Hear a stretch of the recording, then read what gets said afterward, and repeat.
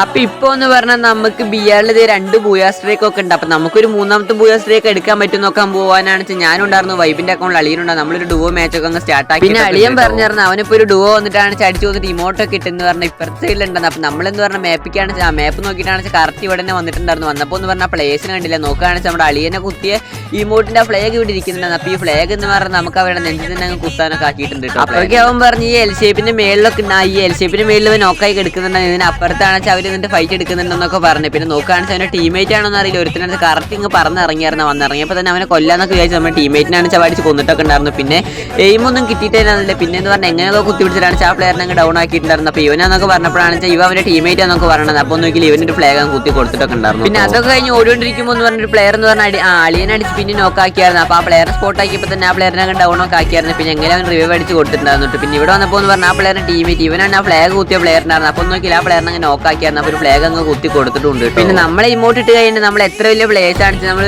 കളി തോറ്റാലും കുഴപ്പമില്ല. പക്ഷേ ഒരു ഇമോട്ടറാണ് നമ്മൾ നിർത്താറില്ല കേട്ടോ. പിന്നെ നോക്കുകയാണെന്ന് ഇതൊക്കെ കഴിഞ്ഞ് ഇവിടെ വന്നപ്പോൾ എന്ന് പറഞ്ഞാൽ അളിയനെ എന്ന് പറഞ്ഞൊരു പ്ലെയർ നോക്കാക്കിയായിരുന്നു. പിന്നെ എന്ന് പറഞ്ഞാൽ നോക്കാക്കി കഴിഞ്ഞിട്ടാണ് വെച്ചാൽ ഇടിച്ചു കൊല്ലുന്ന പോലത്തെ ഒരു സംഭവം ഉണ്ടാകുന്നല്ലോ. ആ സംഭവം ഇട്ടുകൊണ്ടിരിക്കേണ്ടത്. അപ്പോൾ നോക്കിയില്ല അവൻ്റെ കഴപ്പങ്ങ് തീർത്ത് കാണിച്ചാൽ ആ ടീമിനെ അങ്ങ് ഫുൾ വൈപ്പ് ആക്കിയിട്ട് പിന്നെ ഫ്ലാഗ് അങ്ങ് കുത്തി കൊടുത്തിട്ടോ. പിന്നെ ഇപ്പോൾ നമ്മുടെ ചാനലൊക്കെ ഉണ്ട് സബ്സ്ക്രൈബ് അടിക്കാത്ത മച്ചന്മാരൊക്കെ ഉണ്ടെന്നുണ്ടെങ്കിൽ ജസ്റ്റ് അങ്ങ് സബ്സ്ക്രൈബ് അടിച്ച് കൂടെ നിൽക്കാൻ മറക്കണ്ട. റോഡ് ടു 10K ആണ്. അപ്പോൾ എല്ലാ മച്ചന്മാരും സപ്പോർട്ടൊക്കെ വേണം. അപ്പോൾ എന്തായാലും അതൊക്കെ കഴിഞ്ഞ് ഇവിടെ വന്നപ്പോൾ എന്ന് പറഞ്ഞൊരു പ്ലെയറിനെ സ്പോട്ട് ആക്കിയായിരുന്നു. അപ്പോൾ ആ പ്ലെയറിനെ തലടിച്ച് പൊളിച്ചിട്ടാണ് ആ ടീം വൈപ്പ് ഔട്ടൊക്കെ ആക്കിയിട്ടുണ്ട്. അപ്പോൾ ഇതിൻ്റെ അടുത്ത വീഡിയോയിൽ കാണുന്നവരെല്ലാം മച്ചന്മാർക്കും ശരി എന്നാൽ ഒരു ലൈക്ക് അടിച്ചോ.